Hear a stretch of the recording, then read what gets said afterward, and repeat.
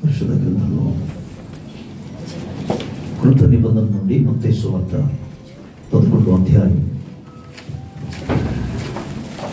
మనకందరికి తెలిసిన అతి సుపరిచితమైన లేఖన భాగం 28వ వచనాన్ని అందరూ కలిసి చదువుకుందాం. ప్రయాసపడి భారం మోసుకొనుచున్న సమస్తలారా నా ఎదుటకి నేను మీకు విశ్రాంతి కలుగజేతును. చిన్న ప్రార్థన. ప్రేమ కనికరం కలిగిన మా తండ్రి, నీకు స్తోత్రాలు. అత్యంత కృపగల దేవుడవు, నీకు స్తోత్రం. వాక్యమైనది కూడా నీకు వందనాలు. ఆనాడు వాక్కు చేత సమస్తాన్ని నువ్వు కలుగజేశావు. ఈనాడు కూడా నాయన నీ వాక్యము ద్వారా నీ చిత్తమునకు అనుకూలమైన కార్యం జరిపించండి. అల్పుడను నీ పాదధుల్ని తండ్రి, నీ దాసుడను నీ అందు నన్ను మరుగుపరిచి నీ ఆత్మ అభిషేకంతో నింపి మాట్లాడండి.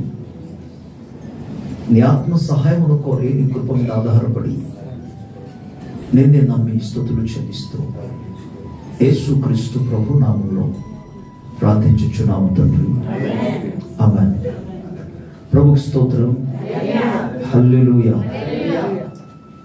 మరోసారి దేవాది దేవునికే, సకల సృష్టికి ఆధారవంతుడు, స్తుతికి పాత్రుడు, కారణభూతుడైన దేవునికే మహిమ, ఘనత, ప్రభావం కలుగును గాక. మన తండ్రి అయిన దేవుని నుండి, ప్రభు యేసుక్రీస్తు నుండి కృపా సమాధానం మనందరికీ తోడై ఉండును గాక. ఈరోజు ఏర్పాటు చేయబడిన దేవుని యొక్క వాక్య భాగంలో ఈ మత్తయి సువార్త 11వ అధ్యాయంలో 11వ అధ్యాయము 28వ వచనంలో ప్రయాసపడి భారము మోసుకొనుచున్న సమస్త జనులారా నా యొద్దకు రండి, నేను మీకు విశ్రాంతి కలుగజేతును. యేసయ్య పిలుపులో ఉన్నాక ఆశీర్వాదాల గురించి, దేవుని యొక్క పిలుపులో ఉన్న మేలు గురించి గత కొద్ది వారాల నుండి మీకు జ్ఞాపకం చేస్తున్నాం. అందులో భాగంగా ఈరోజు ప్రభు ప్రజలందరికీ ఇస్తున్న ఒక అద్భుతమైన పిలుపు. ఈ పిలుపులో ఆయన తెలియజేస్తున్న మాట ఏంటంటే, భారం మోసుకుంటున్న జనులారా, ప్రయాసపడి భారం మోసుకుంటున్న జనులారా నా యొద్దకు రండి, నేను మీకు విశ్రాంతి కలుగజేస్తాను. ప్రభువు నుండే ఒక వ్యక్తికి, భక్తులకు, దేవుని బిడ్డలకు ప్రభు నందు మాత్రమే విశ్రాంతి. నిత్య విశ్రాంతిని గురించి నేను మాట్లాడటం లేదు. నిత్య విశ్రాంతి అనేది అది తర్వాత, ఈ లోకాన్ని ఒక మనిషి విడిచిపెట్టి వెళ్ళిపోయిన తర్వాత జరుగుతుంది. కానీ భూలోకంలో ఉన్నప్పుడు శారీరకంగా, సామాజికంగా, కుటుంబ పరంగా ప్రతి కోణంలో కూడా మనిషి ఏదో ఒక స్థితిని ఎదుర్కొనే ఉంటుంటాడు. వాటన్నిటికీ అధిగమించి దేవుడు సమాధానాన్ని, విశ్రాంతిని ఇవ్వగలిగడానికి ఆయన శక్తిమంతుడైన దేవుడు. ఆయన ఇచ్చిన పిలుపుకు మనం లోబడితే చాలు. బైబిల్ గ్రంథంలో చాలా మంది రకరకాల స్థితులు ఉన్నారు. 29వ వచనంలో యేసు ప్రభు మాట్లాడుతూ ఏమంటాడంటే, నేను సాత్వికుడను, దీన మనస్సు గలవాడను గనుక మీ మీద నా కాడి ఎత్తుకొని నా యొక్క నేర్చుకొనండి, అప్పుడు మీ ప్రాణములకు విశ్రాంతి. విశ్రాంతి ఏ విధముగా దొరుకుతుందో ఇక్కడ ఒక రహస్యాన్ని, సత్యాన్ని యేసు ప్రభు తెలియజేస్తున్నాడు. ఏ విధంగా ఒక వ్యక్తి వారి యొక్క ప్రాణ, ఆత్మ, శరీరమునకు ప్రాణానికి విశ్రాంతి వాడు పొందుకుంటారంటే యేసు ప్రభు 29వ వచనంలో ఆచరిస్తున్నాడు. సాత్వికము, దీన మనస్సు గలవాడు, నా కాడి మీ మీద మోసుకుంటే, 28వ వచనంలో మీ మీద ఉన్న భారము నా మీద మోయమన్నాడు, నా యొద్దకు తీసుకురమని చెప్పాడు. 29వ వచనానికి వస్తే ఆయన ఏమంటే నా కాడి మీరు ఎత్తుకోమని, అప్పుడు మీ ప్రాణమునకు విశ్రాంతి దొరుకుతుంది. అయితే నా కాడి నేను మోసుకుంటున్నప్పుడు నాలో ఉన్న కొన్ని క్యారెక్టర్ ఏంటంటే నేను సాత్వికుడను, దీన మనస్సు గలవాడను. కాడి మోయాలి, భారము మోయాలి అన్నప్పుడు సాత్వికము అలాగే దీన మనస్సు అనేది తప్పకుండా అవసరం. ఇవి లేకుండా కాడి మోయలేరు. ఆయన కాడి మోయకపోతే ఎవరి ప్రాణానికి విశ్రాంతి ఉండదు, కలగదు, విశ్రాంతి కలగదు. తడబడిపోవడమే తప్ప, తల కిందలు అయిపోవడమే తప్ప ఏమి చేసినా విశ్రాంతి మాత్రం కలగదు. ప్రతికూల పరిస్థితుల్లో కూడా నెమ్మది కలిగి విశ్రాంతి కలిగి ఉండడం అనేది ప్రభు వలన మాత్రం సాధ్యం. ప్రభుకి స్తోత్రం, హల్లెలూయా. రకరకాల భారాలు ఉంటాయి మానవ జీవితంలో, మనిషి జీవితంలో, ఈవెన్ దేవుని బిడ్డల జీవితంలో అనేక రకాలైన భారాలు ఉంటాయి. అనేక రకమైన సమస్యల భారంతో, ఒత్తిడులతో చాలా మంది వారు బయటికి రాలేని పరిస్థితి. అనేక మంది, మరికొంతమంది ఉంటారు ప్రభువుని స్తుతించడానికి కూడా నోరు కదపలేరు. అది ఒక రకమైన దురాత్మ. వినండి, వింటున్నారా? 40 మంది విన్నారు. ప్రభువుని గురించి పాడకపోవడం, ప్రభువుని గురించి స్తుతించకపోవడం కూడా దురాత్మ వారిని అడ్డగిస్తున్నాడు అని అంటాం. అంటే వారు ఎవరి చేత నడిపించబడుతున్నట్టు? దానికి సంతోషం ఏంటి? ఇంకొకళ్ళు పొగుడుతుంటే దానికి సంతోషమా? అందుకే దేవునికి మహిమ చెందించడం, దేవునికి మహిమను ఆరోపించడం అనేది శత్రువుకు ఏమాత్రం అనగా అపవాదికి, దుష్టునికి ఏమాత్రం ఇష్టమో లేదు. కనుక ఆ ఆత్మచేత నడిపించబడిన వాళ్ళు ఎంత చెప్పినా స్తుతించారు, ఎంత చెప్పిన వాళ్ళు ప్రభువును ఆరాధన చేయరు. సో ఆత్మలు మరికొంతమంది వారికి కలిగి ఉన్న, అందుకే శత్రువు ఏం చేశాడంటే ప్రభువును స్తుతించకుండా లేదా ప్రార్థన చేయకుండా వాడు కొన్ని రకాలైన సమస్యలకు ఒత్తిడి తీసుకొస్తాడు. సమస్యల భారాన్ని తీసుకొచ్చి మోపటం మూలంగా ఆ భారమును బట్టి వారు ఏమాత్రం కూడా ప్రభువును స్తుతించలేని స్థితిలో ఉంటారు, పాడలేని స్థితిలో ఉంటారు. ఓకే, కానీ ప్రభు ఇక్కడ ఏమంటాడంటే ఎవరు ఎటువంటి భారము కలిగి ఉన్నా సరే, ఎటువంటి భారం మోసుకుంటున్నా సరే నా యొద్దకు రండి. మీరు భారం మోస్తూ మోస్తూ మోస్తూ ప్రయాస పడిపోయారేమో, ప్రయాసపడుతూ భారం మోస్తున్నారేమో. ఆయన నెమ్మది లేదు, ఆయన విశ్రాంతి లేదు, కానీ నేను మీకు ఇస్తాను. మీరు గమనించండి, నిజమైన విశ్రాంతి ప్రభువునందు మాత్రమే. నిజమైన విశ్రాంతి ప్రభు మాత్రమే ఇవ్వగలడు. ఆయనకు తప్ప ఏదే ఆశ్రయము లేదు. ప్రభుకి స్తోత్రం. ఇశ్రాయేలు ప్రజలు ఐగుప్తు దేశంలో వారి మీద ఐగుప్తులు పెట్టిన యొక్క భారాన్ని బట్టి, పనుల భారాన్ని బట్టి, కష్టమును బట్టి ప్రయాసపడుతూ బాధతో వేదనతో వారు దేవుని సముఖంలో, దేవుని సన్నిధిలో వారు మొర పెట్టారు. ప్రభువా, ఈ స్థితి నుండి మమ్మల్ని విడుదల చేయండి, విమోచించండి. ఈ భారాన్ని నేను మోసుకోలేని పరిస్థితిలో ఉన్నాను. శక్తికి మించిన భారం ఒక్కొక్కసారి వస్తుంటుంది. ఒక మనిషికి ఉన్న శక్తి కంటే మించిన భారం, అది నీ వల్ల కుదరదు కూడా, నువ్వు చేయలేవు. అదే సమయంలో మనిషి ఏమంటాడు తెలుసా? ఈ శక్తికి మించిన భారం ఉన్నప్పుడు ఎందుకు ప్రభు ఈ బ్రతుకు అనే పదాలు తీసుకొస్తుంటారు. ఎందుకు బ్రతుకాలి? ఇంత భారం వస్తే నేను మోయలేను, అసలు చనిపోవడమే మేలు అని చాలా మంది శరీర సంబంధం, ఈ లోక సంబంధమైన అన్యజనులు సాధారణంగా పలుకుతారు. ప్రభు బిడ్డలు ఆ మాట చెప్పకూడదు, చెప్పడానికే వీలు లేదు. అసలు ఏదైనా చిన్న క్లిష్ట పరిస్థితి వచ్చిన వెంటనే ఎందుకు నాకు ఇలా జరగాలి, ఎందుకు అసలు నేను బ్రతకాలి, ఇది ఒక విధంగా చెప్పాలంటే యూజ్లెస్ వర్డ్స్ ఇవన్నీ కూడా, పనికిరాని మాటలు. దేవుని బిడ్డల జీవితంలో ఎప్పుడు కూడా ఆ విధంగా అనకూడదు. ప్రభుకి స్తోత్రం. ప్రభు బిడ్డలు ఎప్పుడు ఎటువంటి ప్రతికూలత వచ్చినా సరే దాన్ని ఎదుర్కోవడానికి ముందుకు సాగాలి తప్ప ఎన్నడూ కూడా పిరుకోలుగా. బైబిల్లో మరుపదం మనం చూస్తాం. 21వ అధ్యాయంలో మన ప్రకటన గ్రంథం 8వ వచనంలో రాయబడింది. అందులో చాలా అంశాలు ఉన్నాయి, బట్ అందులో ఒక విషయం ఏంటంటే పిరికి వారు దేవుని రాజ్యమును స్వతంత్రించుకోలేరు. పరిస్థితుల నుంచి భయపడే వారు ఉండకూడదు, పిరుకోలుగా ఉండకూడదు. భయపడడం పిరికితనం ఏంటంటే ఎక్కడో ఇంకా ఉన్నది ఇంకా రాలేదు కానీ ముందుగా భయపడిపోవడం, దానికి పిరికితనం అంటారు. ఓకే, ప్రభు అంటున్నాడు అది ఎటువంటి భారమైనా సరే నా యొద్దకు రండి, నేను మీకు విశ్రాంతిని ఇస్తాను. కాకపోతే మీరు నా కాడి మోసుకోవాలి, నా దగ్గర మీరు నేర్చుకోవాలి. మీరు నేర్చుకోవాల్సింది ఒకటి సాత్వికము, దీన మనస్సు. ప్రభుకి స్తోత్రం.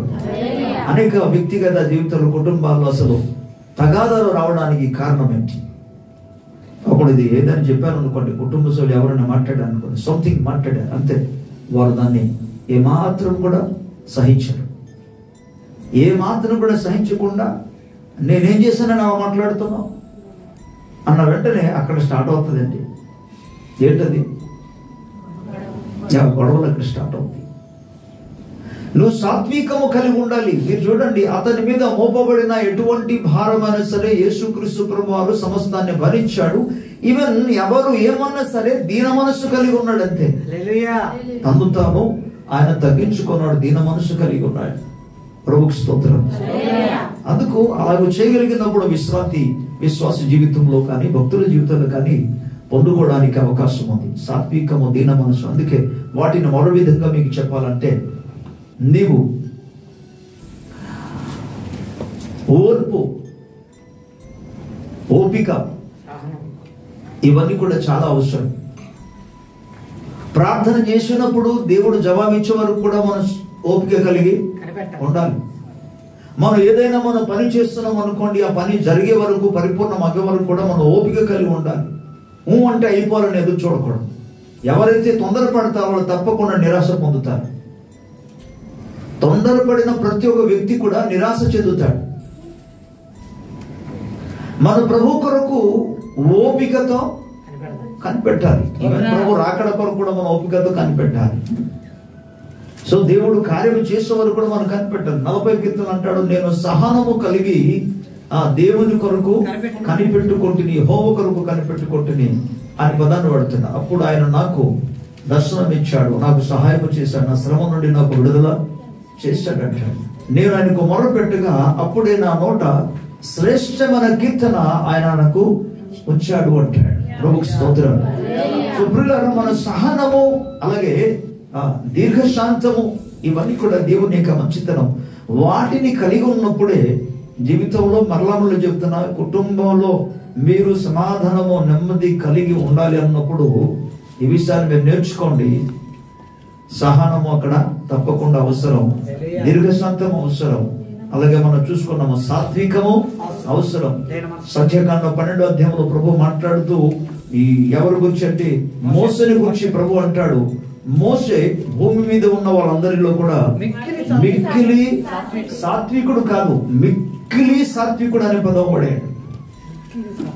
ఎంత అతని జీవితంలో ఎంత ప్రతికూలత కలిగినప్పటికీ కూడా ఆయన సాత్వికంతో ముందుకు సాగలిగాడు. అందుకే భారాన్ని మోయగలిగాడు. అయినా సరే కొన్ని సందర్భాలు మోయలేక తను చెప్పిన మాట కూడా జ్ఞాపకం చేస్తాను మీకు.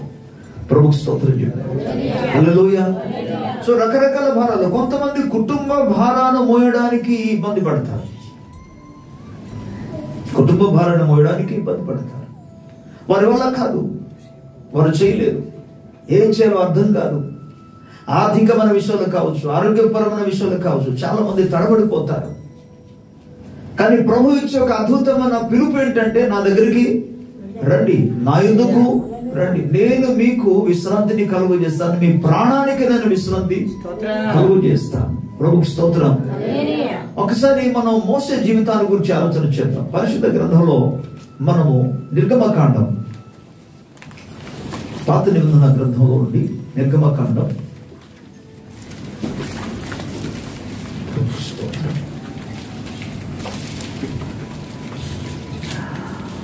18వ అధ్యాయం, 18వ అధ్యాయం, నిర్గమకాండం 18వ అధ్యాయము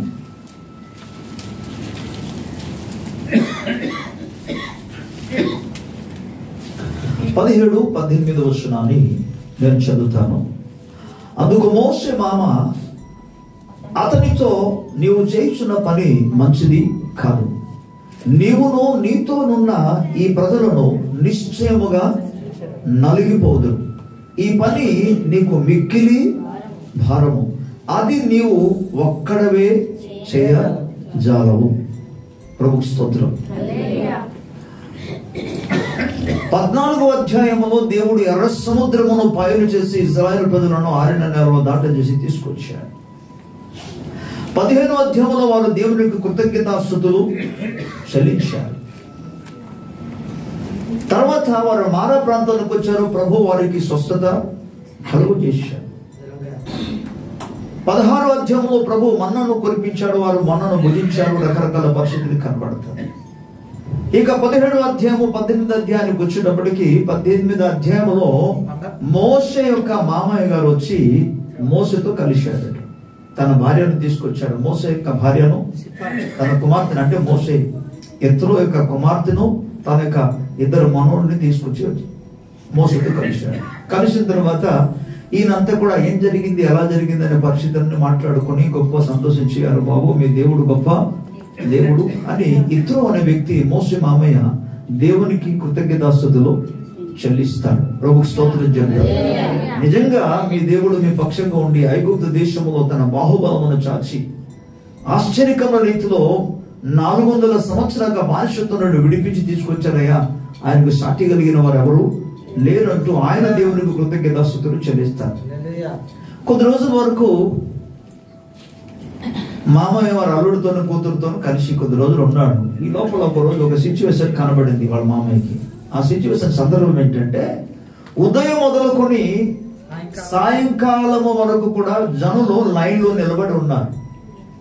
ఎంతమంది ఇజ్రాయెల్ ప్రజలు? ఓకే, సుమారుగా 15 నుండి 20 లక్షల మంది జనసమూహాలు ఉంటే, ఈ ఇంతమంది జనసమూహాలు మరి ఎక్కడైనా సమస్య రాదా? అందరూ ఈ 20 లక్షల 5 ఉంటేనే గొడవలు అయిపోతున్నారు. అలాంటప్పుడు 20 లక్షల మంది జనసమూహాల మధ్య గొడవ ఎవరికి రాదా? వస్తుంది. ఒకరితో ఒకరు గొడవలు వస్తుంది. ఒక్కొక్కసారి పక్క ఇంట్లతో మన గొడవ వచ్చేస్తుంటుంది. దేనికి? చెత్త గురించి కానీ, నీళ్లు పోసారు కానీ, ఏదో సొంత జరిగింది అనుకోండి, వెంటనే వాళ్ళకి ఏంటంటే మీకు కనపడదు, ఏంటంటే ఇంకా స్టార్ట్ అయిపోతాయి అక్కడ. ఓకే, అటువంటి సందర్భాలు మీరు గమనించండి. 20 లక్షల మంది జనసమూహంలో టెంట్లు వేసుకునే వాళ్ళందరూ ఉన్నారు, గుడారాల్లో నివసిస్తున్నారు. ఎవరికి ఏం జరుగుతుందో, పిల్లల మీదకి వస్తుందో, స్త్రీల మీదకి వస్తుందో, పురుషుల మీదకి వస్తుందో తెలియదు. రకరకాల సమస్యలు వస్తుంది. ఎవరు వస్తూ ఎవరు తీసుకెళ్ళిపోతారో తెలియదు. ఇటువంటి సమస్యలన్నీ కూడా మోసే ముందుకు 100ల కొలది ఇజ్రాయెల్ ప్రజలందరూ కూడా వచ్చి నిలబెడుతూనే మోసే ఒక్కడే న్యాయము తీరుస్తున్నాడు. వారికి న్యాయం తీర్చున్న వ్యక్తి మోసే ఒక్కడే. ప్రభుకు స్తోత్రం చెప్తున్నాడు. ఆయన న్యాయం తీర్చున్నగా బాగానే ఉంది. మోసే న్యాయం తీరుస్తున్నమాట బాగానే ఉంది. కానీ విషయం ఏంటంటే, ఒక్కడే న్యాయం తీర్చడం మూలముగా ఏమవుతుంది? ప్రజలందరూ కూడా క్యూలోనే అలాగే నిలబడే ఉన్నారు. ఆ టైంలో ఈ భారాన్ని చూశాడు. ఎవరు చూశారంటే, సాయంకాలం అయిపోద్దేమో అని వాళ్ళ మామయ్య చూశాడు. ఒక మధ్యాహ్నం లోపల మొత్తం క్లియర్ అయిపోతుందంటే అవటం లేదు. ఇంకా టైం ఇంకా 2 గంటలైంది, 3 గంటలైంది, 4 గంటలైంది, 5 గంటలు, ఇంకా సాయంకాలం వరకు జనం నిలబడే ఉన్నారు. మన కోర్టులో ఎలాగైతే ఇప్పుడు కోర్టులో జరుగుతున్న పరిస్థితి ఏంటి? ఏ కేసు కూడా వేసిన వెంటనే ఏది కూడా ఒక్క రోజులో అయిపోయింది కాదు. మనం తప్పకుండా అడ్వకేట్స్, లీడర్స్కి వాళ్ళు బ్రతకాలి కదా. కాబట్టి సంవత్సరం, 2 సంవత్సరం, 3 సంవత్సరాలు అలాగే దాటి వెళుతూనే ఉంటారు. మీరు గమనించండి, జనసమూహాలు ఇంకా మిగిలి ఉన్నారు. ఈ రోజు సమస్య అయిపోయింది, ఒకటి తీరుద్దామంటే మరో రోజు ఇంకొక సమస్య వస్తుంది. ఈ సమస్యలన్నీ కూడా పరిష్కారం చేసేటప్పటికి ఒక వ్యక్తితో మరో వ్యక్తికి, ఒక కుటుంబంతో మరో కుటుంబాల మధ్య వచ్చిన తగాదాన్ని తీర్చేటప్పటికి టైం అయిపోతుంది. ఈయనకి చాలా భారంగా ఉంది, కనీసం తినడానికి కూడా అవకాశం, సమయము దొరకని పరిస్థితి ఉంది. దీన్ని చూశాడు వాళ్ళ మామయ్య, ఒక మంచి ఆలోచన ఇచ్చాడు. ఒరే నాన్న, ఇలాగైతే నువ్వు అలిసిపోతావు బాబు. అందుకే మన 17-18 వచనాలు చూసుకోవడం ఏంటంటే, నువ్వు చేస్తున్న పని ఇది ఏమీ మంచిది కాదు. ఇది నీకు చాలా భారంగా ఉంటుంది, నీకు భారంగా ఉంటుంది, నిలుచున్న వాళ్ళు కూడా ఇబ్బందిగా ఉంటుంది రా బాబు. అలా కాదు, నువ్వు కొంతమందిని ఏర్పాటు చేసుకోమన్నాడు. నీకు నీ దృష్టికి ఒకలా మంచిగా అనిపిస్తే చేయమన్నాడు. చూసారా ఎంత అద్భుతంగా మాట్లాడతాడు. నువ్వు ఇలాగే చెయ్యి అంటావు లేదు, కానీ నీ దృష్టికి ఒకవేళ మంచిగా అనిపిస్తే, దేవుని దృష్టికి అనుకూలంగా ఉంటే చెయ్యి అంటే మోషే వెళ్ళి దేవుని దగ్గర ప్రార్థన చేశాడు. ఇక్కడ మీరు నిర్గమకాండంలో చూస్తే 17వ అధ్యాయంలో మోషే ప్రార్థన చేసినట్టుగా మీకు కనబడదు. కానీ మోషే అప్పటి వరకు కూడా దేవుని మాట చొప్పున సమస్తాన్ని చేస్తూ వచ్చిన ఈ మోషే దేవుని సెలవు లేకుండా ఏర్పాటు చేసేస్తాడా? కుదరదు, దేవుడు చెప్తేనే. అందుకు దేవుని వాక్యం ఏమి సెలవిస్తుందంటే, మనము సంఖ్యాకాండంలోనికి వెళ్ళిపోదాం ఒకసారి. సంఖ్యాకాండంలో ఇదే విషయాన్ని సంఖ్యాకాండంలో మనకు కనబడింది. 11వ అధ్యాయం. ప్రభుకు స్తోత్రం చెప్తాం. హల్లెలూయా. సంఖ్యాకాండములో 11వ అధ్యాయములో 16వ వచనం నుండి చదువుకుంటే, అప్పుడు యెహోవా మోషేతో ఇట్లనెను, జనులకు పెద్దలనియు అధిపతులనియు నీవెరిగిన ఇశ్రాయేలు పెద్దల్లో నుండి 70 మంది మనుషులు నా యొద్దకు పోగు చేసి ప్రత్యక్షపు గుడారమునకు వారిని తోడుకుని రమ్ము, అక్కడ వారు నీతో కూడా నిలబడేవారు. నేను దిగి అక్కడ నీతో మాట్లాడిదను, మరియు నీ మీద వచ్చిన ఆత్మలో పాలు వారి మీద ఉంచెదను. ఈ జనుల భారమును మీరు గమనించండి, ఈ జనుల భారమును నీవు ఒంటిగా మోయకున్నట్లు వారు దానిలో ఒక పాలు నీతో కూడా హరింపవలెను. ప్రభువు స్తోత్రం. తీర్పు తీర్చే విషయములో, సమస్యలు పరిష్కారం చేసే విషయములో మోషేకు భారంగా ఉంది. సమస్యలు పరిష్కారం చేయుటలో పొందకుండా, సమస్య పరిష్కారం కాకుండా నిలబడి ఉన్న వాళ్ళకి కూడా భారంగా ఉంది, కష్టంగానే ఉంది. దీనికి ఒక పరిష్కారాన్ని మోషే మామయ్య మంచి ఆలోచన ఇచ్చాడు. మోషే దేవుని దగ్గర ప్రార్థన చేస్తున్నప్పుడు దేవుడే స్వయంగా ఇప్పుడు చెప్పిన మాట ఏంటంటే, సరే ఒక 70 మందిని ఏర్పాటు చేయి. ఎలాంటి వారిని? నీతి యథార్థత కలిగిన వారిని, నమ్మకస్తులైన వారిని, ఓకే, భక్తి కలిగిన వారిని, విశ్వాసము కలిగిన వారిని, ప్రజలలో నిరపరాధిగా ఉన్న వ్యక్తిని, అలాంటి వారిని, దైవికమైన ఆసక్తి కలిగిన వారిని నువ్వు ఏర్పాటు చేయి, ఎంచుకో అంటే అలాంటి వారిని తీసుకొచ్చి 70 మంది నిలబెడితే అప్పుడు దేవుడు వారి మీదికి తన ఆత్మాభిషేకాన్ని పంపారు. మనం చదువుకున్న లేఖన భాగం చూసాం ఏంటంటే, నీకు భారంగా ఉండకుండా నీ భారంలో వారు కొంత మోస్తారు అని ప్రభు లేఖనం మన జ్ఞాపకం చేస్తుంది. ప్రభుకు స్తోత్రం. నేను ఇప్పుడు చెప్పే విషయం ఏంటంటే, ఇక్కడ ఉన్న భారం ఏంటి? అంతమందిని తీర్పు తీర్చడం ఒక్కరి వల్ల కాదు, అవుట్లే. అంతమందిని తీర్పు తీర్చడం ఒకరి వల్ల కాదు, కుదరదు. అందుకని ప్రభు కొంతమందిని ఏర్పాటు చేయమన్నప్పుడు నీ భారంలో వారు కొంత భారము మోస్తారు అనే పదాన్ని మనం చూస్తాం. అంటే ఇది తీర్పు తీర్చుట అనే అంశం, న్యాయము తీర్చుట, సమస్యను పరిష్కారము చేయుట అని ఒక భారం.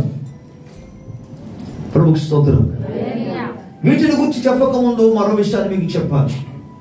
మోషే దేవుని సముఖానికి వచ్చినప్పుడు, దేవుని సముఖంలో అలాగా నడుస్తుండగా ఒక దినాన్న వాళ్ళందరికీ కూడా మాంసాపేక్ష కలిగిన వారు, మాంసమే ఉండాలి, మాంసం లేకపోతే మేము ఉండలేము అనే స్టేజ్లోనికి వచ్చారు. ఇప్పటి వరకు కూడా అలాంటి వాళ్ళు ఉన్నారు. వారందరిని బట్టి స్తోత్రమా, ఇప్పటి వరకు కూడా మాంసాపేక్ష కలిగిన వాళ్ళు ఉన్నారు. ప్రతిరోజు ఉండాలి వాళ్ళకి, లేకపోతే ముద్ద దిగదట. ప్రతిరోజు ఉండాలి. ఇలాంటి వాళ్ళు దేవునికి సమస్య, కుటుంబ సభ్యులకి సమస్య. ఇలాంటి వాళ్ళందరూ కూడా సామెతల గ్రంథం 23వ అధ్యాయంలో రాయబడి ఉంటుంది. ఇక్కడ మద్యపానము కానీ, మాంసాపేక్ష కలిగి అంటే మాంసాహారం భుజించే వారికి కానీ, వారి మూలంగా దారిద్ర్యం వస్తుంది ఇంటికి, ఆరోగ్యము పాడు చేస్తారు, ఇంట్లో ఉన్న వాళ్ళకి ఇబ్బంది పెడతారు, డబ్బులు పాడవుతారు, నష్టపోవడం. బుద్ధి తెచ్చుకోవడం మంచిది, మనసు మార్చుకోవడం మంచిది. ప్రభుకు స్తోత్రం. హల్లెలూయా. మనకు అది కూడా అంతే కాదు, ఎక్కడైనా దొరికిపోతుందో కూడా తినేయడం కాదు. మనం ఫ్రీగా దొరికిపోతుంది కదా, మనం కొనటం లేదు కదా, ఫ్రీగా దొరుకుతుంది అని కూడా కాదు. మన ఆరోగ్యాన్ని గురించి కూడా మనం చూసుకోవాలి. ఒరే బాబు, నువ్వు బ్రతికుంటే నీ మీద ఆధారపడిన వారు చాలా మంది ఉన్నారు. నిన్ను బట్టి నీ కొరకు కనిపెడుతున్న వాళ్ళు ఉన్నారు. నీ భార్య ఉండవచ్చు, నీ బిడ్డలు ఉండవచ్చు, నీ భర్త ఉండవచ్చు, లేకపోతే నీ స్నేహితులు ఉండొచ్చు, లేదా మీకు అన్నదమ్ములు సహోదరులు ఉండొచ్చు, నీ మీద ఆధారపడి ఉండొచ్చు. నువ్వు కానీ తొలగిపోయావు అనుకో, వాళ్ళ పరిస్థితి ఏంటి? అందుకు నువ్వు ఆరోగ్యాన్ని కాపాడుకుంటూ 10 మందికి నువ్వు ఆశీర్వాదకరంగా ఉండాలి అన్నప్పుడు కొన్ని విషయాలు నువ్వు చాలా కేర్ఫుల్గా ఉండాలి. కొన్ని వాటిని నువ్వు మానివేయాలి, దానికి మితంగా చేసుకో, లిమిట్ చేసుకోవాలి. ప్రభువుకు స్తోత్రం చెప్పాలి. హల్లెలూయా. ఈ మాంసాపేక్ష కలిగిన వాళ్ళందరూ వచ్చి మోసే దగ్గర ఏమన్నారంటే, ఏంటయ్యా ఎంతకాలం ఈ మన్నానే తింటాము, మాకు కొంత మాంసాహారం కావాలి. అందుకే మాంసాహారం గురించి మాట్లాడలేదు. అక్కడ ఏమంటే మాంసాపేక్ష కలిగిన వారు అన్న, అంటే మాంసాన్ని అపేక్షించేవారు, అంటే మాంసం తినడానికి దురాశ కలిగిన వాడు. వారితో మాట్లాడుతూ దేవుని దగ్గరకు వచ్చి ఇక్కడ మోసే ఏమంటాడంటే, మాకు మాంసం కావాలి అని ఇజ్రాయెల్ ప్రజలు అడిగితే మోసే ఏమంటాడు, దేవుని దగ్గరికి వెళ్ళి, ప్రభువా ఏంటయ్యా ఈ బ్రతుకు.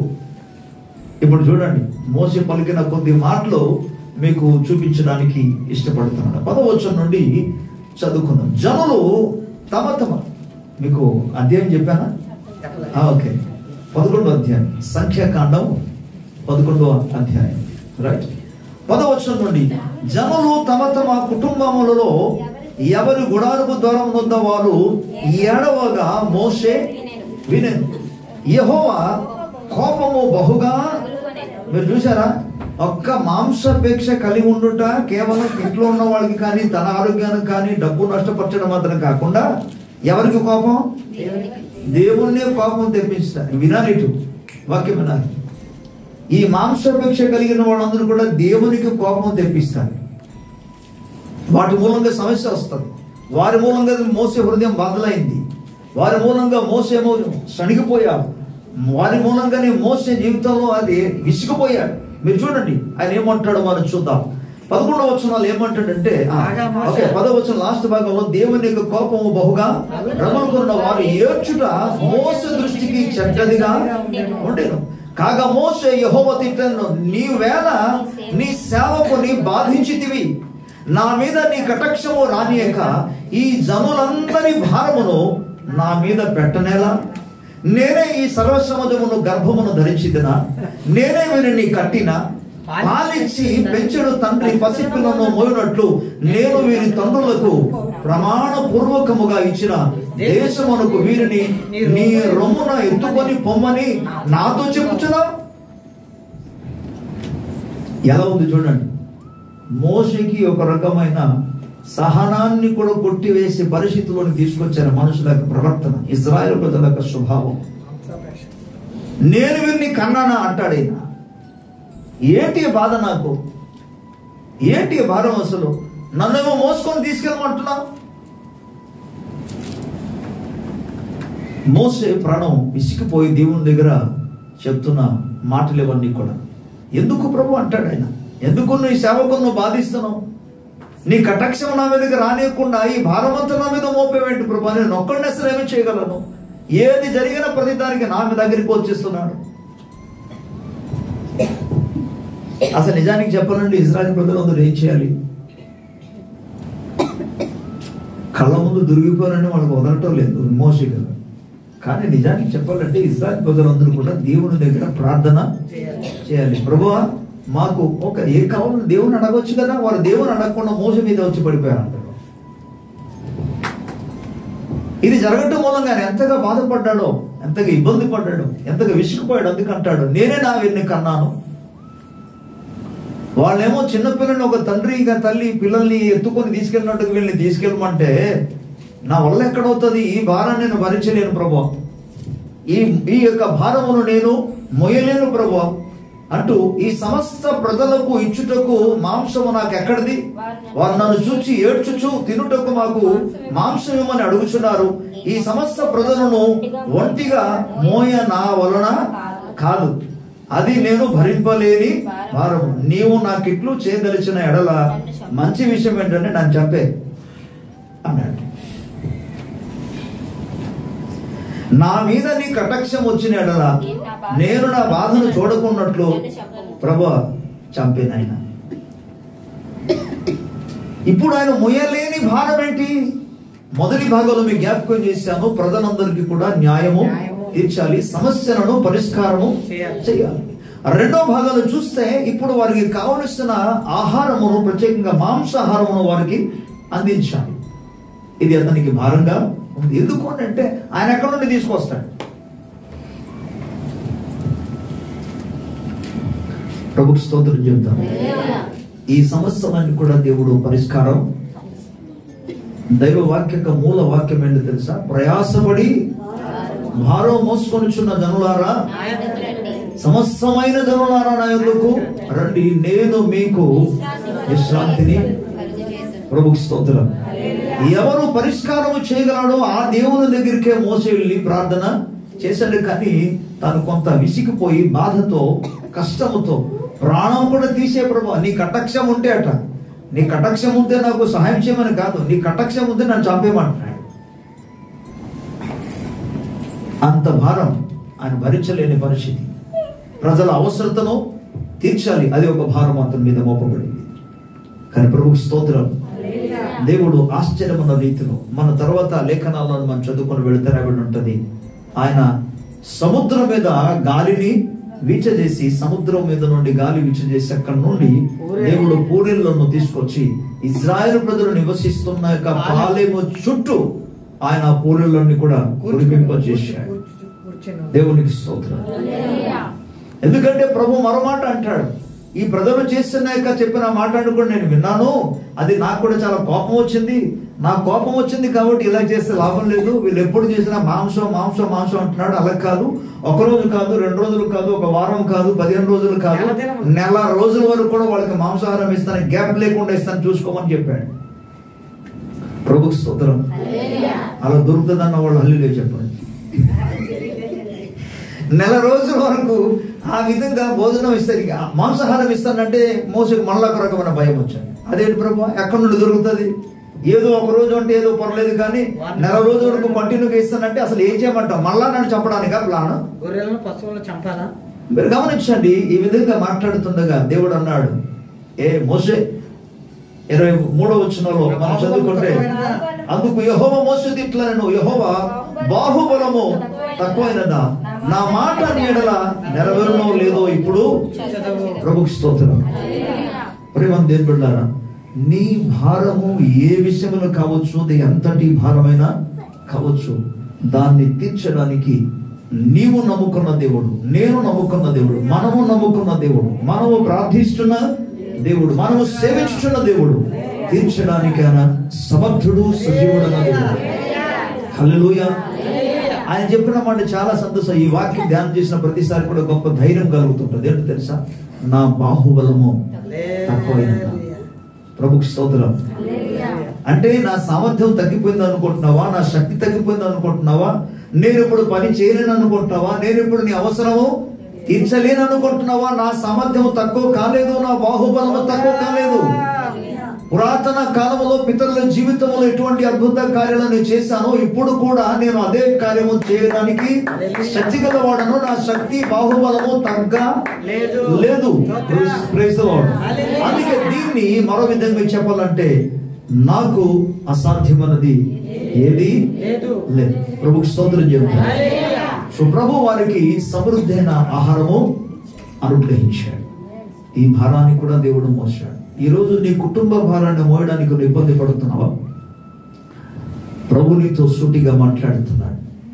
ప్రభు దగ్గరికి వచ్చి ప్రభు వైపు నీ మనస్సు తిప్పుకొని, ప్రభు వైపు నీ హృదయాన్ని తిప్పుకొని, ప్రభు పాదాల దగ్గర నేను తగ్గించుకొని మొరపెడితే, ప్రార్థన చేస్తే ఆయన మనకు వాగ్దానం ఇచ్చాడు. ఆపత్కాలంలో నన్ను గురించి మొరపెట్టుము, నేను నిన్ను విడిపిస్తాను, నీవు నన్ను మహిమపరచుతావు. ప్రభుకి స్తోత్రం. 46వ కీర్తనలో అంటాడు, ఆయన ఆపత్కాలంలో నమ్ముకున్న దగ్గర సహాయకుడు. 33వ అధ్యాయంలో ఇర్మీయా గ్రంథంలో 3వ వచనం అంటాడు, నాకు మొరపెట్టుము, నేను నీకు ఉత్తరం ఇచ్చేదని అంటాడు. ప్రభుకి స్తోత్రం. హల్లెలూయా. ప్రతి స్థలాల్లో మనం చూస్తాం. మత్తయి సువార్త 7వ అధ్యాయం 7వ వచనం, అడుగుడే మీకు ఇవ్వబడును అన్నాడు. ప్రభుకి స్తోత్రం. హల్లెలూయా. ఎఫెసీయులకు రాసిన పత్రికలో 4వ అధ్యాయంలో మాట్లాడుతూ ప్రభు ఏమంటుందంటే 20వ వచనంలో మనం అడుగు వాటి కంటేను ఊహించు వాటి కంటేను అత్యధికముగా ప్రభుకు స్తోత్రం కలుగును. సో దేవుని ప్రజలారా, ప్రభు దగ్గరికి వచ్చి నీ భారాన్ని 55వ కీర్తనలో 22వ వచనంలో చూస్తే నీ భారము యెహోవా మీద మోపుము, ఆయన నిన్ను గురించి నిన్ను ఆదుకొనును. ప్రభుకు స్తోత్రం. నీ భారాన్ని వినండి. మీరు చదివేటప్పుడు విన్న సంగతి వేరు, ప్రభు మీతో మాట్లాడుతున్న సమయంలో వింటున్న వాక్యము వేరు. Praise the lord. వాక్య పరిచర్య జరుగుతున్నప్పుడు దేవుడు నీతో మాట్లాడుచున్నాడు కనుక ఆ మాటకు నువ్వు స్పందించాలి, ఆ మాటను అంగీకరించాలి. స్పందించి నువ్వు ప్రార్థన చేస్తే దేవుడు తన మాట చొప్పున ఆయన కార్యము చేస్తాడు. ప్రభుకు స్తోత్రం. అందుకే నువ్వు కుటుంబ వ్యవస్థల గురించి కావచ్చు, ఆర్థిక వ్యవస్థల గురించి కావచ్చు, ఓకే, నువ్వు భరించుకోలేని పరిస్థితి కావచ్చు, ప్రభు దాన్ని చేయడానికి ఆయన సమర్థవంతుడు. స్తోత్రం. సో మొదటిది మీకు జ్ఞాపకం చేశాను, సమస్యలు పరిష్కారం చేయటం. రెండోదిగా వారి అవసరతలు తీర్చడం. ప్రభుకు స్తోత్రం. హల్లెలూయా. మనకు తెలుసు లూకాసు సువార్త 5వ అధ్యాయంలో కనబడుతుంది, ఒక వ్యక్తి వెళ్ళి సముద్రంలో చేపలు పడుతూ రాత్రి అంతా ప్రయాస పడ్డాడు. రాత్రంతా కూడా ప్రయాసపడ్డాడు. ఏ రోజు అయితే ఆయన ప్రయాసపడ్డాడో అదే రోజు యేసు ప్రభువు అతని దగ్గరికి వెళ్ళి, ఆహా, సర్వజ్ఞాని అయిన దేవుడు, వారు రాత్రంతా ప్రయాసపడ్డారు, ఏమి దొరకలేదని వారి మీద కనికరపడి వాళ్ళ దోని దగ్గరికి వెళ్ళారు. అక్కడ చేపలు పట్టు వాళ్ళు 3 మంది ఉన్నారు, వాళ్ళ దగ్గరికి వెళ్ళే. కానీ పేతురు దగ్గరికి మాత్రం యేసు ప్రభు వెళ్ళి పేతురు దోణి మాత్రం అడుగుతున్నారు. మీరు వినండి, ఇక్కడ ఒక సత్యాన్ని మనం నేర్చుకోవాలి. ఏంటంటే, నీకు సమస్య ఉన్నా నువ్వు ప్రభువుకు స్థానం ఇవ్వాలి. నీ జీవితంలో ఎటువంటి ప్రతికూల పరిస్థితులు ఉన్నా ప్రభు కొరకు నీవు సమయము కేటాయించాలి. ప్రభుకు స్తోత్రం. చాలా మంది సమస్య వస్తే ప్రభుకు సమయం ఇవ్వరు, ప్రభు దగ్గరికి వెళ్ళరు, ప్రార్థన చేయరు. కానీ మీరు గమనించండి, సమస్య నీకున్నా, నీ కళ్ళ ఎదుటే ఉన్నా నువ్వు ప్రభుకు సమయం ఇవ్వాలి, ప్రభుకు స్థానము ఇవ్వాలి, ప్రభుకు అవకాశం కలిగించాలి. అప్పుడు దేవుడు అద్భుత కార్యం చేస్తాడు. నీవు సామాన్యముగా సాధారణముగా ఆ ప్రయాసపడి సంపాదిస్తున్న వాటి కంటే కూడా దేవుడు అత్యధికమైన దీవెన అనుగ్రహిస్తాడు. హల్లెలూయా. ఎందుకంటే మనం చూస్తాం, అంత రాత్రంత సమయం ప్రయాసపడి ఏమి దొరకక, ఏమీ లేకుండా తన వలలన్నీ కూడా ఆయన కడుక్కుంటూ బాగు చేసుకుంటూ తిరిగి నిరాశతో ఇంటికి వెళ్ళిపోదామని అనుకున్న టైంలో యేసు ప్రభు వచ్చి, నీ దోణి నాకు కావాలయ్యా, నీ దోణి మీద కూర్చున్నాడు, లోపలికి తీసుకెళ్లాడు, ప్రసంగించాడు, వాక్య పరిచర్య జరిగింది. పరిచర్య జరిగిన తర్వాత ప్రభు అంటాడు, ఇప్పుడు నీ దోణి కొంచెం లోతుకు తీసుకువెళ్ళి నీ యొక్క వల వేయము అన్నాడు. ప్రభుకి స్తోత్రం. హల్లెలూయా. అంటే మొదలు ఎవరికి స్థానం ఇచ్చారు ఆయన? తనకు ఇబ్బందిగా ఉన్నా, చేపలు దొరకకపోయినా, రాత్రంతా ప్రయాసపడిన ఒక్క చేప కూడా దొరకకపోయినా, ప్రయాసకు ఫలము లేకపోయినా, దొరకకపోయినా అతడు ప్రభువుకు స్థానం ఇచ్చాడు. దేవుని స్తోత్రం. ఎవరయ్యా ఇప్పుడు దోణి అంటావు, ఇది అంటావు, అడుగుతావు, నాకే రాత్రంతా ఏమి లేకుండా నేను బాధపడుతుంటే, నేను టైం సమస్యలు ఉన్నప్పుడు ఇప్పుడు వచ్చి ప్రార్థన అంటావు, కోడిక అంటావు, ఎవరయ్యా అనేది సామాన్య ప్రజలు. కానీ ప్రభు బిడ్డలు ఆ విధంగా అనకూడదు. నీకు కష్టం ఉన్న ప్రభువుకు సమయం ఇవ్వాలి. ప్రభుకు స్తోత్రం. ఎందుకు తెలుసా? ఆ దినమే దేవుడు ఏదో ఒక అద్భుత కార్యం చేస్తాడు. రాత్రంతా ప్రయాసపడ్డారు, కానీ ప్రభుకు స్థానం ఇచ్చాడు ఆయన, సమయం ఇచ్చాడు, ప్రభుకు అవకాశం ఇచ్చాడు ఆయన. ప్రభుకు స్తోత్రం. ఎంతగా దేవుడు ఇచ్చాడంటే 2 దోణిలో మునిగిపోయినంత. హల్లెలూయా. ఒక దోణి కాదు, అసలు జీవితంలో పేతురు జీవితంలో ఎన్నడూ కూడా దోణి నిండిపోయినంతగా చేపలు పట్టిన పరిస్థితి, అనుభవం అతని జీవితంలో ఎప్పుడు లేదు. ద ఫస్ట్ టైం తన దోణి కూడా నిండిపోయి తన స్నేహితుల నుండి కూడా నింపబడగలిగినంత చేప, అది కూడా ఎన్నోసార్లు వల వేసిన తర్వాత కాదు, ఒకే ఒక్కసారి వల వేస్తే ఇంత గొప్ప విస్తారమైన చేప రావడం ఉంది అతని జీవితంలో ఫస్ట్ టైం అని చూశాను. ఎప్పుడు ఇది జరిగింది? తనకు కష్టంగా ఉన్నా, ప్రయాసగా ఉన్నా, బాధగా ఉన్నా, చింతలు ఉన్నా, కుటుంబ బాధ్యతలు కూడా తన మీద మోపబడి ఉన్నా, ప్రభువు చెప్పినట్టుగా ఆయన స్వరానికి లోబడి తన ధోనిను ప్రభుకు ఇచ్చినందుకు. ప్రభుకు స్తోత్రం. దీనినే మత్తయి సువార్తలో మనము చూస్తాం. 6వ అధ్యాయంలో 32, 33 వచనాలను చూస్తే ప్రభు అక్కడ అంటాడు, ఆయన రాజ్యమును నీతిని మొదట వెదకుడి, అప్పుడు అవన్నీ మీకు అనుగ్రహింపబడును. ప్రభుకు స్తోత్రం. మీకు ఎంత భారం ఉన్నా మొదట దేవుని రాజ్యాన్ని వెతకండి. ఎంత సమస్య ఉన్నా మొదట దేవుని రాజ్యాన్ని వెతకండి, ఆయన నీతిని వెతకండి. ప్రార్థన కూడికలకు ముందు వెళ్ళండి. ప్రభుకు స్తోత్రం. దేవుడు తప్పకుండా సామాన్యమైన పని కాదు, అసాధారణమైన కార్యమని చేస్తాడు. హల్లెలూయా. అది చూసినప్పుడు ఆశ్చర్యపడతా, అది చూసినప్పుడు నీకు ఆనందం కలుగుతుంది, అది చూసినప్పుడు నీకు సంతోషము కలుగుతుంది. దాని మూలంగా నీ కుటుంబ సభ్యులందరూ కూడా ఆనందిస్తారు. దాని మూలంగా మీ అవసరతలన్నీ తీర్చబడతాయి. ప్రభుకు స్తోత్రం కలుగుతుంది. హల్లెలూయా. ఈ న్యాయం తీర్చే విషయంలో రాజుల మొదటి గ్రంథంలో ఒక వ్యక్తి మనకు కనబడుతున్నాడు. 3వ అధ్యాయంలో. ఈ 3వ అధ్యాయంలో ఒక వ్యక్తి ప్రభు దగ్గరకు వచ్చి ప్రభువును స్తుతిస్తూ, దేవా, మా నాన్నగారిని ఎంతగా నువ్వు దీవించావు, మా నాన్నగారిని నువ్వు సహాయము చేసావు, మా నాన్నగారికి మీరు తోడై ఉన్నావు, మా నాన్నగారికి సింహాసనం ఇచ్చావు, మా నాన్నగారికి అధికారం ఇచ్చావు, యుద్ధంలో విజయం అనుగ్రహించావు, రకరకాలుగా నువ్వు దీవించావు, ఎంతవరకు అని నడిపించావు. ఇప్పుడేమో నేను చిన్న బాలుడను ప్రభు, నాకు నువ్వేమో ఈ యొక్క న్యాయం తీర్చని నాకేమో సింహాసనంలో కూర్చోమంటున్నావు.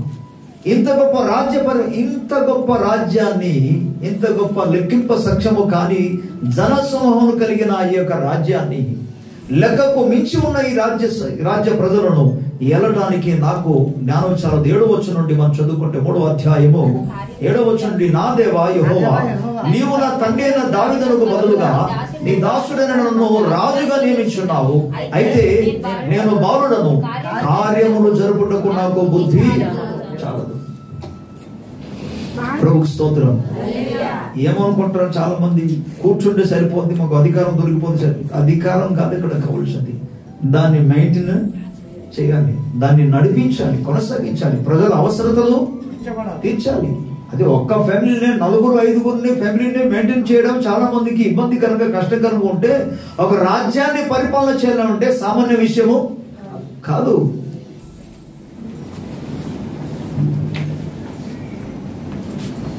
సూపర్ 6 అని చెప్పేశాం, కానీ ఆర్థిక వ్యవస్థ చూస్తే భయం వచ్చేస్తుంది. రాజ్యాన్ని పరిపాలన చేయాలి, మామూలు విషయం కాదు. ఏదో ఒక కోణంలో అయిపోయేది కాదు. అన్ని కోణాల్లో కూడా ప్రజల అవసరతలన్నీ కూడా తీర్చాలి. అందుకే సొలొమోను ప్రభు దగ్గర ప్రార్థన చేశాడు, ప్రభువా, అన్ని విషయాలలో ఇజ్రాయేలు ప్రజల యొక్క అవసరతలన్నీ తీర్చాలి. నేను ఎలాగా? నేను అంతటి వాడిని, అసలు నేను బాలుడను, ఇంత గొప్ప భారము మోయడం నా వల్ల కాదు. ఆర్థిక మనుషులు కావాలంటే సహాయం చేయాలి, అనారోగ్యం వస్తే వారికి సహాయం చేయాలి, తెగుళ్ళు వస్తే వారికి సహాయం చేయాలి, కరువులు వస్తే వాళ్ళకి సహాయం చేయాలి, పొలంలో పంటలు రాకపోయినా, వర్షం రాకపోయినా వాళ్ళ విషయంలో పని చేయాలి. ప్రభుకు స్తోత్రం చెప్పాలి. యుద్ధము జరిగితే యుద్ధములో ముందుగా ఉండి దేశాన్ని కాపాడుకోవాలి. రకరకాల విషయాలు, ఇక ప్రజల్లో రకరకాల ఈ సమస్యలు వచ్చినప్పుడు వారికి న్యాయము తీర్చాలి. ఇంత గొప్ప జనసమూహాన్ని న్యాయం తీర్చడానికి నాకు జ్ఞానం కావాలి. ప్రభు దగ్గర అడిగాడు. నేను మాత్రం భరించలేను, నేను మోయలేను, ఇంత గొప్ప భారాన్ని మోయడం నా వల్ల కాదు ప్రభు, నీవే నాకు సహాయము. దెన్ దేవుడు అతనికి జ్ఞానాన్ని ఇచ్చాడు, బుద్ధి వివేకముని ఇచ్చాడు, తెలివిని ఇచ్చాడు. ప్రభుకు స్తోత్రం. ఆయన అడగకపోయిన దేవుడు ధన సంపద ఇచ్చాడు, అడగకపోయిన దేవుడు రాజ్యాన్ని ఇచ్చాడు. స్తోత్రం. ఒక విషయం తెలుసా, సొలొమోను ఒక ఎండింగ్ లో, సొలొమోను రాజు యొక్క రాజ్య పరిపాలన యొక్క అంత్య దినాల్లో, తన రాజ్యం యొక్క అంత్య దినాల్లో ఆయన కొద్దిగా దేవుని వద్ద నుండి తొలగిపోయినందుకు యుద్ధము జస్ట్ జరిగింది. కానీ అంతకుముందు అసలు సొలొమోను కాలంలో బిగినింగ్ లో అసలు యుద్ధము లేనే లేదు. సుమారుగా 40 years ఆయన పరిపాలన చేశారు. ఈ 40 years లో నేను అనుకుంటాను ఇంచుమించు ఒక 30 years వరకు అసలు యుద్ధమే లేదు. మీరు గమనించండి, 30 సంవత్సరాలు సమాధానంగా పరిపాలన చేయగలిగాడంటే వాటి కారణం, ప్రభువా నేను మోయలేను, నా వల్ల కాదు, నీవే నాకు సహాయము చేయమని ప్రభు దగ్గర ప్రార్థన చేస్తే దేవుడు భారమును భరించగలిగిన శక్తి ఇచ్చాడు. ప్రభుకు స్తోత్రం. దాన్ని ఎదుర్కోగలిగిన శక్తి ఇచ్చాడు. సమస్యలను పరిష్కారం చేయగలిగిన జ్ఞానాన్ని ఇచ్చాడు. ప్రభుకు స్తోత్రం. హల్లెలూయా. ట్యాక్స్ వ్యవస్థను ఆయన పెట్టి దేశ ప్రతీక పరిపాలనకు కావాల్సిన అవసరతంతా కూడా తీర్చగలిగాడు ఆయన.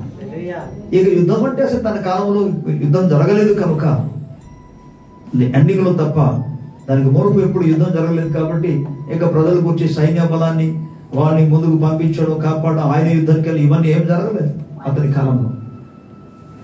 ప్రభుకు స్తోత్రం. సో పరిశుద్ధ గ్రంథంలో మనం ప్రతి స్థలాల్లో మనం చూడగలిగింది ఏంటంటే, ప్రియులారా, ప్రయాసపడి భారము మోసుకుంటున్న జనులారా నా యుద్ధకు రండి. ఇశ్రాయేలు ప్రజల జీవితంలో పాత నిబంధన అనేది, పాత నిబంధన ధర్మశాస్త్రం అనేది ఒక భారము లాంటిది, ఒక కాడి లాంటిది. అందుకే గలతీ పత్రికలో 5వ అధ్యాయంలో మొదటి వచనాన్ని మనము చదువుకోగలిగితే అక్కడ ఏమంటాడంటే, ఈ యొక్క స్వాతంత్రము మనకు అనుగ్రహింపబడి క్రీస్తు మనను స్వతంత్రులుగా చేసి ఉన్నాడు గనుక, కాబట్టి మరలా మీరు దాస్యం అనే కాడి క్రింద చిక్కుకొనకూడి అంటాడు. ఇది ఒక కాడి, ఇది కూడా ఒక భారమే. ఇశ్రాయేలు ప్రజలు ధర్మశాస్త్రాన్ని అనుసరించి నడవలేకపోయేవారు, భారంగా ఉండేది. అందుకే దావీదు అంటాడు 63వ కీర్తనలో, ప్రభువా నేను ఎక్కలేనంత ఎత్తైన కొండపైకి నన్ను ఎక్కించు. ప్రభుకు స్తోత్రం. నేను ఎక్కలేను అంటే ఇశ్రాయేలు ప్రజలు భారం మోయడం, ధర్మశాస్త్రాన్ని వారు పాటించడం వారి వల్ల కాలేదు. అది వాళ్ళకి భారంగా ఉంది, మొయ్యలేని పరిస్థితులు ఉంది. అందుకే దేవుడు ఒక అద్భుతమైన పిలిపించాడు, యేసు ప్రభువా ఎందుకు రవ్వగా బాధపడతాను, ఎందుకు ప్రయాసపడతాను, కమ్ నా దగ్గరికి రండి. అందుకే రోమీయులకు రాసిన పత్రిక 8వ అధ్యాయంలో మొదటి వచనం, రోమా 8 మొదటి వచనం. కాబట్టి ఉండండి, తెచ్చారు అందరూ తెచ్చారంటే రాలేదు, సౌండ్ రాలేదు, అందరూ తెచ్చారు. రోమా 8 మొదటి వచనం మొదటి చదవాలి.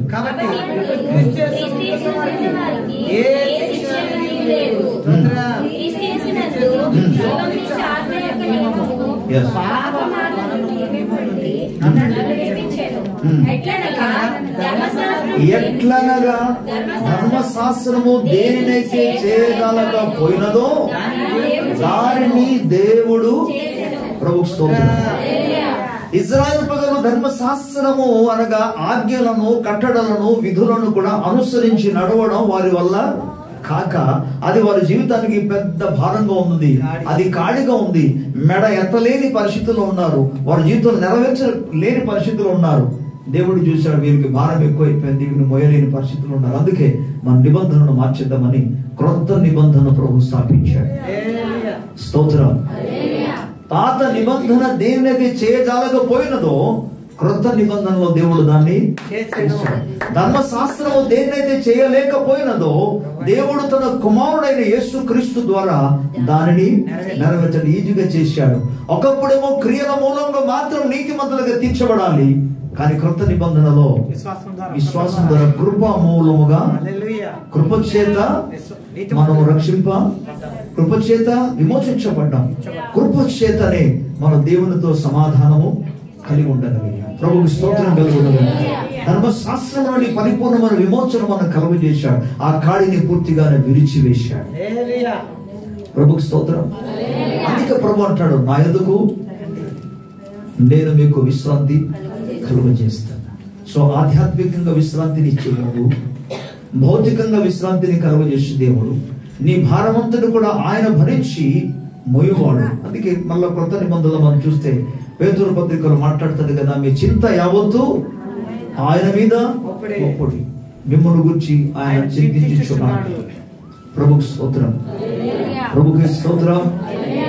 సో కుటుంబ వ్యవస్థ కావచ్చు, ఆర్థిక వ్యవస్థ కావచ్చు, ఎనీ ప్రాబ్లం ఏ సమస్య వచ్చినా సరే ఆ భారం అంతా కూడా ఆయనే మోసి మీకు స్వతంత్రాన్ని, విశ్రాంతిని ఇవ్వడానికి మన మధ్య మన సేవిస్తున్న దేవుడు సజీవుడు. ఆమేన్. సో ప్రభు అందరికీ తన యొక్క అద్భుతమైన ఆ విశ్రాంతి ప్రతి ఒక్కరి జీవితంలో ఆయన అనుగ్రహించి అనేకుల ఎదుట సాక్షిగా ఆయన నిలబెట్టునుగాక. ఆమేన్. కళ్ళు మూసుకుంటే ప్రార్థన చేసుకుందాం. ప్రభు నామానికి మహిమ కలుగునుగాక. హల్లెలూయా. స్తోత్రం స్తోత్రం స్తోత్రం. అందరూ కళ్ళు మూసుకుంటే దేవుని దగ్గర ప్రార్థన చేయాలి. ఎవరు కూడా ఇటువంటి చూడవద్దు. ప్రతి ఒక్కరు కూడా ప్రార్థన చేయాలి. ఒక నిమిషం ప్రభు దగ్గర ప్రార్థన చేయాలి. నీ భారము ఏదైనా సరే, నీ కుటుంబ భారం ఏదైనా సరే, నీ ఆర్థిక భారం ఏదైనా సరే, హల్లెలూయా, ఎటువంటి భారమైనా సరే, నీవంతరం మొయ్యలేని భారమైన సరే ప్రభు దగ్గరికి వస్తే ప్రభు పరిష్కారం చేస్తాడు. ఎంతమంది అయితే భక్తులు దేవుని దగ్గర వారి యొక్క బాధను బట్టి దేవుని దగ్గర మొరపెట్టారో వాటిని ఆయన పరిష్కారం చేసి వారికి విశ్రాంతిని కలుగజేశాడు, నెమ్మదిని కలుగజేశాడు.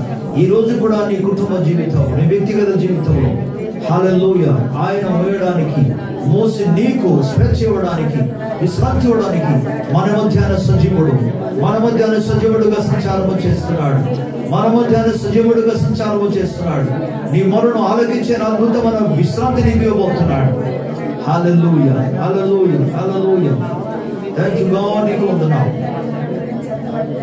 Wonderful Jesus. నీకు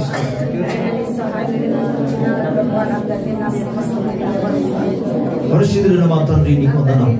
నీ మాటలు ప్రతి ఒక్క హృదయంలో నాటబడి నూరంతలుగా యేసుక్రీస్తు నామములో ఫలించునుగాక. నాయనా నీ బిడ్డలు ఎటువంటి భారమును మోసుకుంటూ ప్రయాసతో నాయనా ఇబ్బందిని అనుభవిస్తున్నారు. ప్రతి విధమైన భారమంతా కూడా నాయన, ప్రతి విధమైన శత్రు గాడి అంతా కూడా నాయన క్రీస్తు యేసు అభిషిక్తుడైన యేసు ప్రభు నామములో సంపూర్ణంగా విరిచివేయబడి కొట్టివేయబడును గాక నాయన. ఓ నీ ప్రజలు వారి యొక్క ప్రాణానికి, ఆత్మకు, శరీరమునకు నాయన విడుదల పొంది నాయన విశ్రాంతిని అనుభవించుదురు గాక. నీకు స్తోత్రం ప్రభువా. గొప్ప కార్యం చేసి అనేకుల ఎదుట సాక్షిగా నిలబెట్టండి. నీకు చేసిన గొప్ప కార్యాన్ని వివరించగలుగున్నట్టుగా కృప చూపండి. మహిమ నీకే, ఘనత ప్రభావం మీకే. యేసు ప్రభు నామములో ప్రార్థించుచున్నాము తండ్రి. ఆమేన్.